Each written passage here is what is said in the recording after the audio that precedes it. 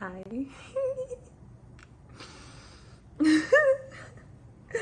Can I do this? Hi everyone. It's been a while. It has been a long time since I last posted a YouTube video. Also, if my accent hops in this video, please excuse me. Shani Daz me. Let me try and see if I can find my own. Oh, here I am. Last video, 2 years ago. It's been 2 years since I last posted a video. Once again, if I change accents, just know it's because I'm a little bit nervous. So, and don't ask me what kind of accent, because it'll hop between 1,000 and I will not be able to make up my mind. So, yeah, 2 years ago, life was very different 2 years ago. For those of you who don't know, which I'm pretty sure everybody knows, I moved to South Korea last year.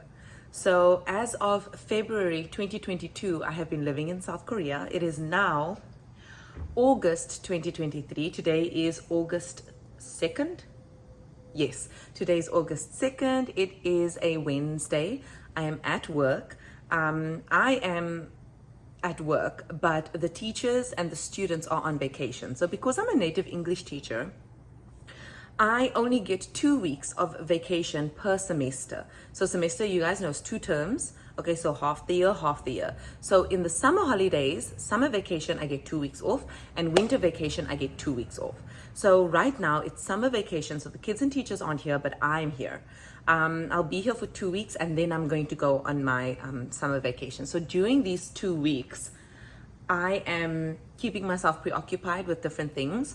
I'm struggling because that's a lot of free time in one day, in one classroom. But I am making do. So yesterday I cleaned out one of our shelves, took everything off the shelf, like made this concoction with hand soap and water, because I don't know where the cleaning supplies are. Sprayed down the shelf, cleaned it, repacked everything neatly and tidy. And then there are still a couple of other shelves to go through. Exhibit A, Exhibit B, Exhibit C, and then on the other sides of the classroom as well. So I will be doing a lot of cleaning these next 2 weeks, because yeah, it's a good way to pass the time, and me knowing that this is the space that I work in with my co-teacher, who I love. You know, the two of us share the space, and we have to manage it together. So she is very meticulous when it comes to cleaning. At the end of every week, you know, she makes sure to sweep, and I help her with that. But even if I'm busy, because there are other lessons I have to plan, she'll just be like on it. She'll be sweeping, wiping, cleaning the board. She really does try her best. So I also, during this vacation, want to just do a little bit of cleaning so I can contribute towards how nice our classroom looks. Yeah, and other than that, you know, just trying to see if there's anything that I can prepare for the following semester when the kids do return, and just small things here and there. There's a test that I want to take that I want to start studying for, but you guys know, look, it's not that I don't know how to study. It's not that I'm not good at studying. I like studying, but the problem is starting to study. That's my thing. Once I'm in the zone, I'm in the zone. But to get into the zone, don't talk to me. Don't talk to me today. But yes, so I'm going to be keeping myself busy for the next 2 weeks. I did also ask the PE teacher if I could. Y'all, guess who's playing volleyball? Guess who has started a real sport? And you know, in South Africa, we don't really have volleyball. Remind me to tell you about this coffee later. In South Africa, we don't really have volleyball. But here in Korea, a lot of the school teachers play volleyball together to like build up a good relationship, and to like work on, you know, communication skills and teamwork, you know, just to like inspire the teachers and gets them hyped up, you know. And exercise is always good booster. So I started joining the volleyball, and in the beginning, I was so bad. I was the ball 24/7 all around the place, all around the whole school. Shame. It's a miracle that I made it past that stage. But now I'm at that point where I really, really enjoy it. So I asked the PE teacher if I could borrow a ball so that I could practice. And he was so kind. He sent a kid to give me a key so that I can have access to the equipment room, the sports equipment room. So during these next 2 weeks, I can go there and I can practice if I want to. And I'm really excited because 2 of the other teachers who have played volleyball for a very long time they also came to me and they were like, Shani, if we are here and if you want to play, just holler and then we can play together. I'm like, thank you. So I do have all of my volleyball gear here, my knee pads, my clothing, but I have not yet had the chance to play because I have been busy. So yeah, so you know, I genuinely, there's been so much that I feel like has happened and I don't know where to start and I don't know what to say. So I'm just going to ramble for like 10 minutes and then I'm just going to cut the video. Okay, so as y'all know, as I mentioned before, I moved to Busan last year. So when I applied to come to South Korea, on my application form, I just put flexible. When I applied to the EPIC program, I just put flexible because I didn't mind where in the country I was going to be placed.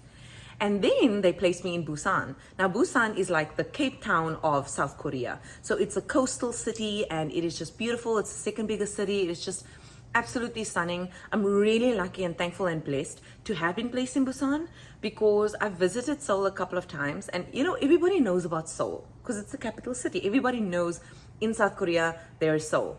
But it's too city for me. It's just too city for me. I'm really like someone that just needs a little bit of a halfway out so that I'm like a bit more closer to nature, aka the ocean. So I really am loving it here and I'm really glad that I'm here. I teach at 2 schools. Last year I taught at a language center, so an English, the Global Language Center. So yeah, I was just really like, you know, we had a program in the morning where we would do like the schedule and we had our parts that we had to do. So it was me and 2 other native speakers. Both of them are from America. They're my friends now, Ian and Taylor. So the 3 of us became really good friends, and then we would have like a system where the kids rotate through our different stations and then we would like do different activities with them. So that was really fun. But I'm really glad that this year I was able to move to schools. Now I say schools plural because I actually teach at 2 schools. Monday, Tuesday, I teach at we call it a travel school. So I teach at a smaller school. And then on Wednesday, Thursday, Friday, I teach at this school, which is my main school. Now, my travel school has recently closed. They closed for vacation earlier because they were doing some renovation. So I have been at my main school full weeks for the past like 3 or 4 weeks, something like that. Yeah. So yeah, but then next semester they'll open up again and then I'll go back to both schools. Yeah, the schools are quite different. My travel school is much smaller. My main school is much bigger. But I like them equally. They're really great. My co-teachers are really lovely. I have 3 co-teachers in total. So a co-teacher is a teacher that you teach with. So because I teach English as a second language to these kids, English education in South Korea starts at grade 3.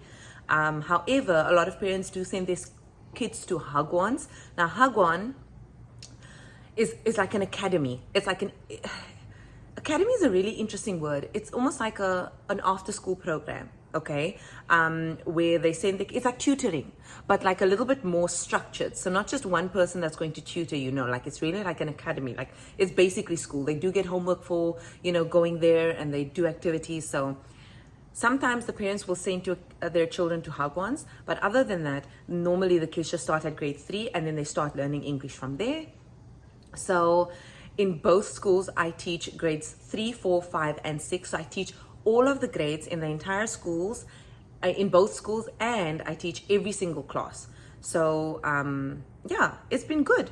I'm really lucky. I have the support of my co-teachers, so because these kids can't speak English from the immediate moment that they start, we have a co-teacher that we work with. So it's a Korean teacher who can speak English as well. So we work together to like plan lessons, to teach the kids, you know, to do activities, help each other out. So it's really nice. I really love my co-teachers. They're very lovely. The cool part is all their names start with J. I'm not going to say their names because legal reasons, but all their names start with J. It was pretty cool. I was like, what? J? I was like, that's so cool. But yeah, anyways, I wanted to tell you about my coffee. Okay, so at my main school, there is a coffee shop nearby. The coffee shop's name is 10%. Now, I started going there on and off in the beginning of the year, but now that it's gotten summer, if I don't get an iced coffee in the morning, I will literally die. It is so, oh my soul, y'all don't understand. I need a nice iced coffee. So their flavor, that blah blah blah blah. My favorite flavor at 10%, my favorite flavor coffee is the milk caramel latte. Oh my goodness. It's not as sweet. It's not as sweet as a caramel macchiato, but it is just perfect. Just perfect. And it's reached the point where I am now a regular. So every time I walk there in the mornings, they're just like, oh, hi, milk caramel latte. And lately I've been getting this scone. And you can see from here, it is a cranberry scone. And then the owner of the cafe, she heats it up in the toaster oven. It's like my life is made. I am not okay if I haven't had my milk caramel latte and my cranberry scone in the mornings. It just makes me so happy. It is so yummy, and it's the best way to start the day, you know? I definitely have fallen prey to Korean cafe culture. So cafe culture is, what's the best way to describe it without just saying, there are so many cafes? If you walk outside, any street that you walk on, kasam, I promise, I tell you now, there's going to be a cafe on that street. May bro, it could look like that place is closed. Shutters, doors, whatever. You knock on the door, it's a cafe. Okay, don't actually knock on the door, you just open the door. But it's a cafe. So cafe culture is like at least within 1 or 2 or 3 minutes of walking, you will definitely find a cafe wherever you are. And at times I'm like, how are there this many people that all of these small cafes, because the thing is, they have their branches, like the chain cafe stores, like they've got Starbucks, they've got Holly's Coffee, they've got Gongcha, okay? But they also have a whole bunch of small ones that are owned by solo people, like little, what's the word, like self-owned? No. One owner? No. English is very hard. Difficult. Anyways, so yeah, so there are cafes everywhere, and I definitely have fallen prey to the culture because ever since I came to Korea, so back home, I used to love my tea, okay? You guys know I can't make tea to save my life, but whenever my mommy made tea or whenever my daddy made tea, oh, it was the best day of my life. But every single night, my mommy and I would have a cappuccino that we would get from those Nescafe sachets or hug in a mug. Oh my God, when last did I have hug in a mug? Oh my gosh, anyways. So it was just those cappuccinos, sachet every single night. So coffee for me was literally just that much and nothing more. Then I came to Korea. Yalla, yarabun. The way that I cannot survive without my lattes, you know, it's a little bit of a problem because caffeine addiction is not good, but I'm not addicted, okay? For legal reasons, I'm not addicted. I just really do enjoy it. So I don't know, it's just so tasty. So I have much less tea here. If I do have a tea, it's maybe like a chai latte. My mommy did pack karak chai for me from South Africa. So when I do have like a nice tub there. Normally whenever Raincha visits me, then the two of us will have a nice cup of karak chai because she used to have it back at my home in South Africa. You guys know I came with Raincha, so the two of us, friends from university, are here in South Korea together. And the both of us put flexible on our application forms, and the both of us ended in Busan. So it was really meant to be. I'm really happy that she's here. It was like bringing a piece of home with me, you know, when I came. But yeah, how many minutes? Oh my goodness, 13 minutes. Yalla, I cannot stop talking. There's so much that I want to say, and it is also what has hindered me from posting YouTube videos in the past, because I'm gonna be honest with you, like I have tried about 4 or 5 times to record a YouTube video, but by the time that I stop speaking and I look up, it's already 20 minutes. And I'm like, if I cut off this video at any point in time, it's not gonna make sense, because it's like, it's really just me flowing. There's no structure to this. There's absolutely no structure. But I really do want to get back into getting in touch with, you know, my subscribers. But no, I did find that I have found that communication with friends and family and students back home has been really difficult because of the time zone difference. South Korea is 7 hours ahead. So when I have free time, y'all are at work. Or when y'all have free time, I'm in bed. So it's really just, and when I'm at work, you guys are sleeping. So it's really just difficult to find the right time for those who are not working.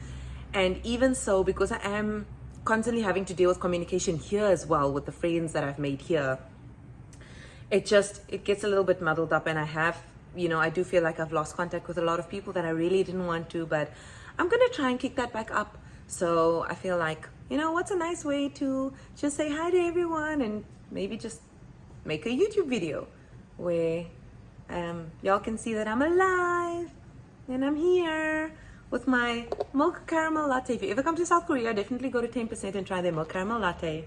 Very lovely. 10 out of 10. If they have the scone, try the scone too. They have 2 other flavors as well, but the cranberry is just making my heart happy. So yeah.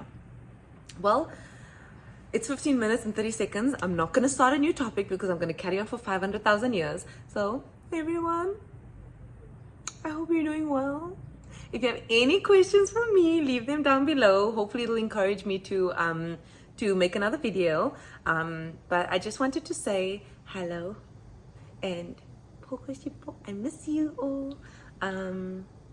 And yeah, that's about it, hey? Yeah, good times. Okay, bye-bye. Oh, wait, no, I have to do my catchphrase.